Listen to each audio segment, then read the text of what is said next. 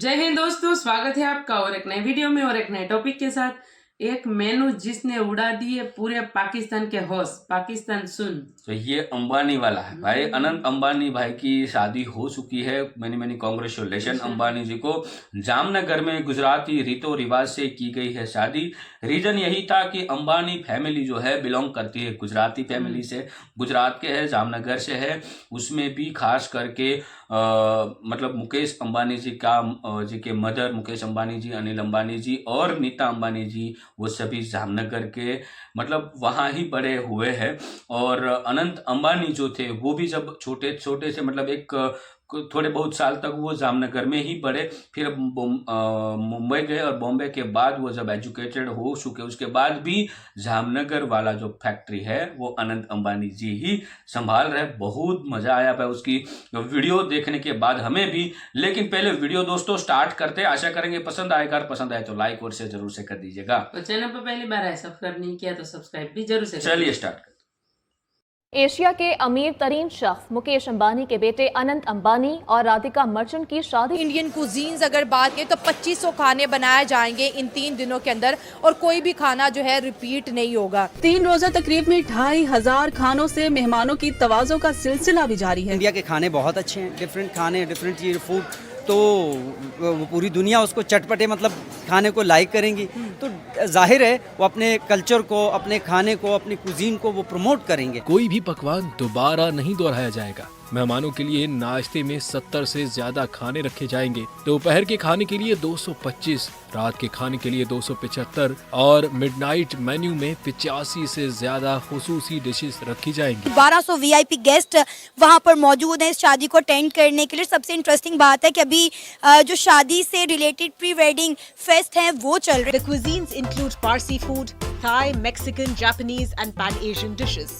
But the special focus will be on Indori food. Budget नहीं है, कौमी budget नहीं है हमारे पास जितना अंबानी के पास पैसा है। अपने मुल्क के साथ, अपने कंट्री के साथ लॉयल है, उनको अपनी कंट्री के साथ अपनी कंट्री को रिप्रेजेंट करना है, उन्होंने प्रमोट करना है। अब हम उनके साथ मुकाबला नहीं कर सकते। मुद्दत से नहीं चल पा रहा। अब उम्मीद की जा रही थी कि इलेक्शन के बाद सारी चीजें ठीक होंगी, आप फिर उसी तसादुम की तरफ जा रहे हैं, कोई रखना डालने की कोशिश। पीएसएल छोड़ के उधर शादी अटेंड करने जा रहे हैं। कैरन पोलार्ड की बात करें, वो शादी अटेंड करने के लिए पीएसएल से छुट्टी लेके चले गए हैं कि मैंने वहाँ पे जाके शादी अटेंड करनी है, शादी के बाद आऊँगा। 2000 करोड़ ये फिगर बस हमारी जुबानों पे आते हैं, अब कब आते हैं, ठीक है, और उस मुल्क में उसको यूज कर रहे हैं। हेलो फ्रेंड्स, जय हिंद। हिंदुस्तान स्पेशल में आपका स्वागत है दोस्तों। रिलायंस समूह के मुखिया और देश के सबसे अमीर इंसान मुकेश अंबानी ने अपने छोटे बेटे की शादी के कार्यक्रमों में मेहमानों के लिए शाही इंतजाम किए। जामनगर आने वाले मेहमानों ने अपनी पसंद के मुताबिक अलग अलग 2500 डिशेस का आनंद लिया। इन 3 दिनों में कोई भी डिश रिपीट नहीं की गई, यानी हर दिन का मेन्यू अलग था। इनमें पारसी, थाई, मैक्सिकन और जापानी डिशेस खास थी। मीडिया रिपोर्ट्स के मुताबिक अंबानी परिवार ने प्री वेडिंग इवेंट में मेहमानों के लिए डिशेस तैयार करने के लिए खास तौर पर इंदौर से 25 शेफ बुलाए थे। रिपोर्ट्स के अनुसार रिलायंस ग्रीन में आने वाले मेहमानों ने इंदौरी जायके के साथ साथ पारसी, मैक्सिकन, जापानी और एशिया की फेमस डिशेस का लुत्फ उठाया।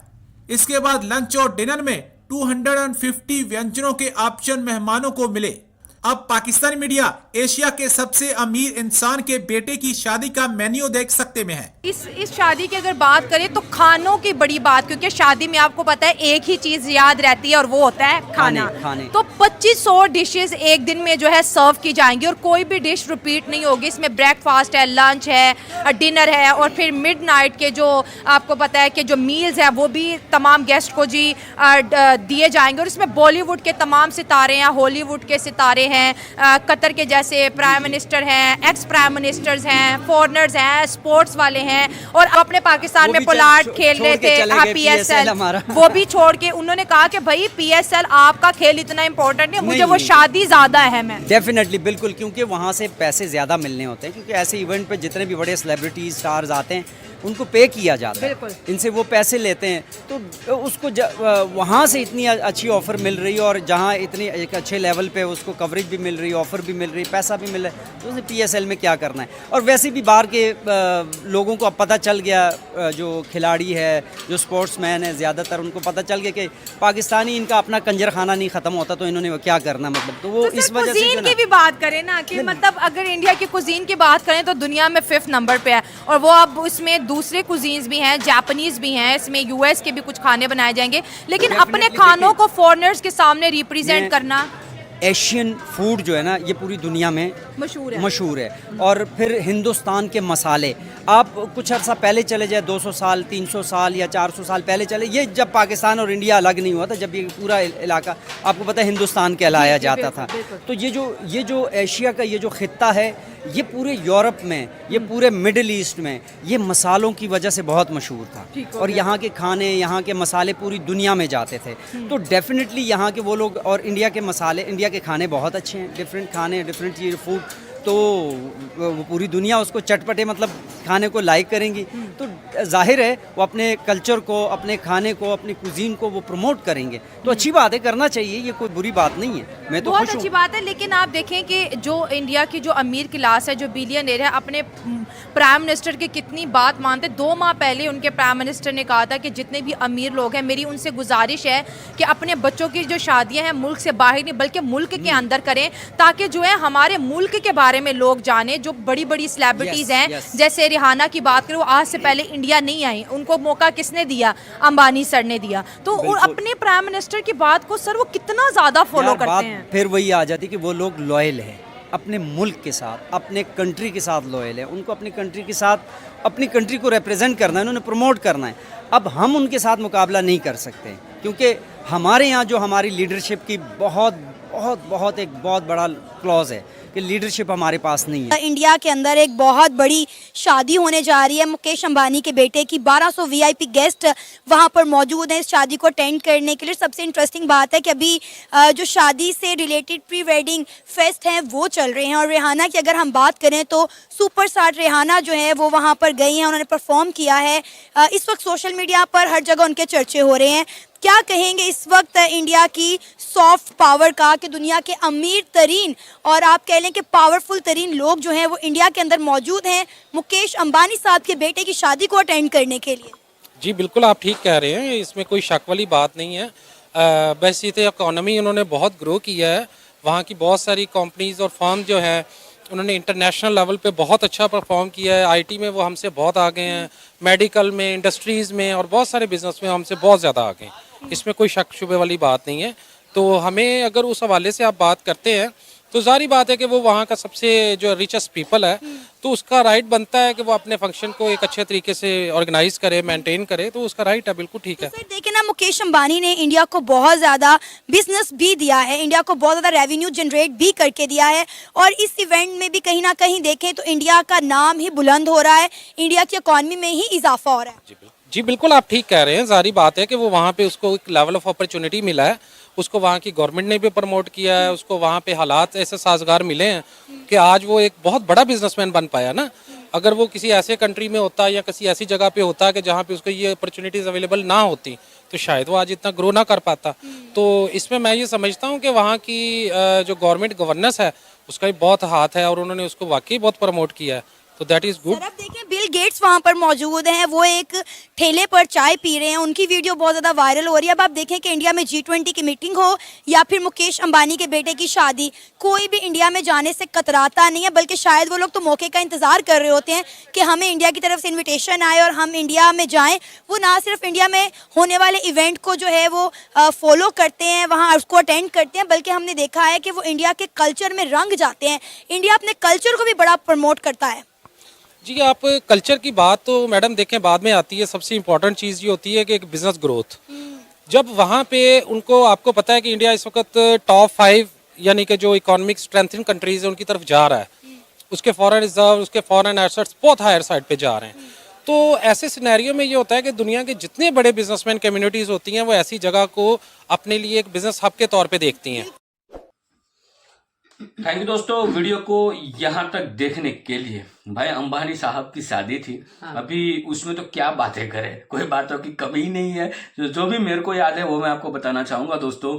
तो पहली बात तो ये है कि मतलब इसमें जो खर्च किया गया है पैसा, वो करीबन 1500 करोड़ रुपया सिर्फ और सिर्फ, अभी मैं प्री वेडिंग की बात कर रहा हूं। और ये 1500 करोड़ जितनी जो प्राइस है, मैं इतना जरूर बोल सकता हूं, अंबानी जी की जितनी संपत्ति है उसके 0.01% खर्च किया गया शादी में।